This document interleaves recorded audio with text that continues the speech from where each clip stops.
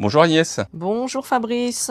est-ce que tu peux nous présenter ton activité en quelques mots? Alors mon activité s'appelle le shiatsu.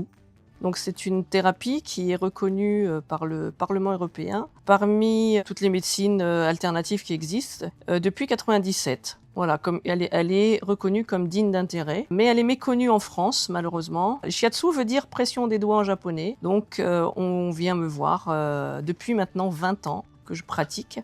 4 ans à Saint-Jean-d'Angély, dans ce lieu un peu plus d'1 an. C'est une pratique, comme vous pouvez le voir, on est allongé sur un futon. On est allongé sur un futon. Voilà, un futon, c'est un gros matelas japonais et c'est une pratique qui se fait habillé. Alors je vous présente mon lieu de travail. Donc, comme je vous disais tout à l'heure, c'est un futon, un matelas japonais sur lequel c'est très très confortable. Et on vient me voir pour différents mots, MAUX, qui se traitent aussi avec les mots MOTS. Il faut venir recevoir une séance pour se rendre compte vraiment de ce que c'est. Parce que là, je pourrais vous en parler pendant des heures et des heures et des heures. Ces mots MAUX qu'on soigne avec les mots MOTS et que tu soignes avec des pressions?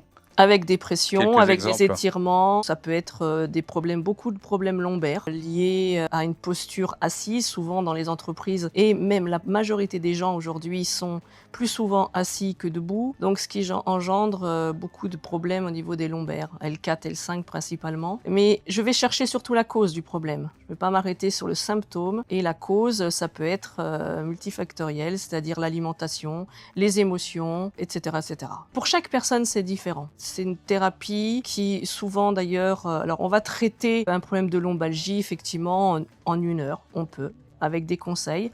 Alors je suis aussi éducatrice sportive depuis plus de 30 ans et je mets en corrélation mes 2 métiers pour accompagner la personne qui vient me voir au mieux. Tu es indépendante Agnès, est-ce que c'est un choix? Est-ce que c'était une volonté? Est-ce que c'était la nécessité qui t'a Bien, je amené? suis indépendante parce qu'on n'a pas le choix de l'être dans ce métier. C'est ainsi. Je suis à la fois indépendante, on pourrait dire que je suis seule, mais je suis jamais seule puisque je reçois des personnes et avec qui on partage, on échange. Voilà, c'est un accompagnement global. Qu'est-ce que tu mets comme valeur dans l'entrepreneuriat, dans le fait d'être seul à la tête de ton activité? Quelle valeur tu voudrais porter? L'écoute, la loyauté, après il y a peut-être d'autres mots mais qui me viennent pas tout de suite. La confiance, la loyauté, l'écoute, ça c'est important, et l'accompagnement. Si tu devais recommencer à zéro, est-ce qu'il y a soit un conseil que tu pourrais donner à des petits jeunes qui ont envie de se lancer, soit une erreur que tu as commise et tu dis « Ah ça, il ne faudrait pas que je le refasse ». Mais aujourd'hui, il y a les réseaux sociaux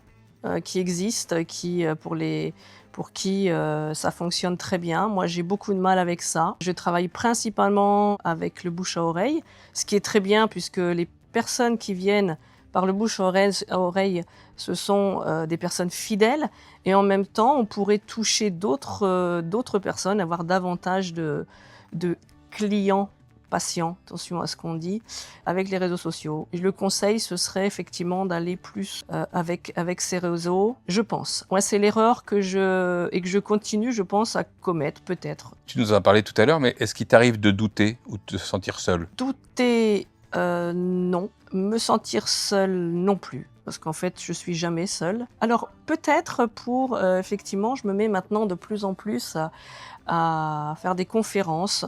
C'est là où j'aurais besoin, effectivement, quelqu'un à côté qui touche dans un domaine dans lequel un domaine que je maîtrise pas, qui est celui de l'informatique. Voilà. Donc moi, mon métier, c'est d'être avec l'humain et non pas avec un écran. Et demain? Demain, dans les entreprises, intervenir dans les entreprises, apporter mon aide, mes compétences au personnel dans les grandes entreprises. J'aimerais vraiment aider les entreprises à avoir beaucoup moins d'arrêt de travail et d'apporter justement à leurs employés des conseils qu'ils puissent apporter dans leur quotidien et pour un mieux-être. Voilà. Salut Agnès.